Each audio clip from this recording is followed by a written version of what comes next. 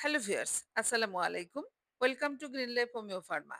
আমি ডক্টর আজিমুন্নেসা। আমার আজকের আলোচনার বিষয় হলো ক্যান্সার অব দ্য স্টোমাক, যা পাকস্থলী ক্যান্সার নামে খ্যাত। পাকস্থলী হলো খাদ্যনালীর সেই অংশ যেখানে খাদ্য এসে প্রথমে পড়ে এবং খাদ্য চূর্ণ বিচূর্ণ হয় এবং পরিপাক কাজ শুরু হয়। খাদ্যে যদি ক্যান্সারের বীজ থাকে তাহলে পাকস্থলী প্রথমে আক্রান্ত হয়। পাকস্থলীতে ক্যান্সার হওয়ার মূল কারণ আজও জানা যায়নি। তবে অতিরিক্ত মদ্যপায়ীরা এই রোগে বেশি ভোগেন।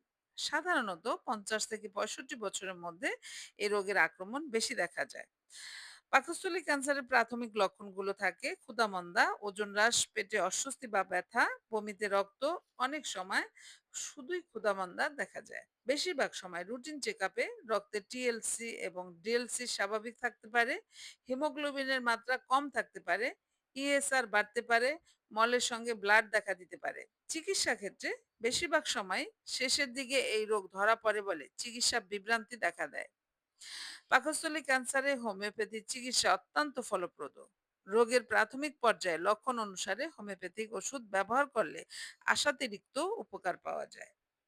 পাকস্থলী ক্যান্সারের যে সকল ওষুধ সবচেয়ে বেশি নির্বাচিত হয়, যেমন acid carbolic, cholesterinum, conium, hydrastis, phosphorus, এই মেডিসিনগুলো রোগীর সিমটম অনুসারে ব্যবহৃত হয়। আজ এ পর্যন্তই।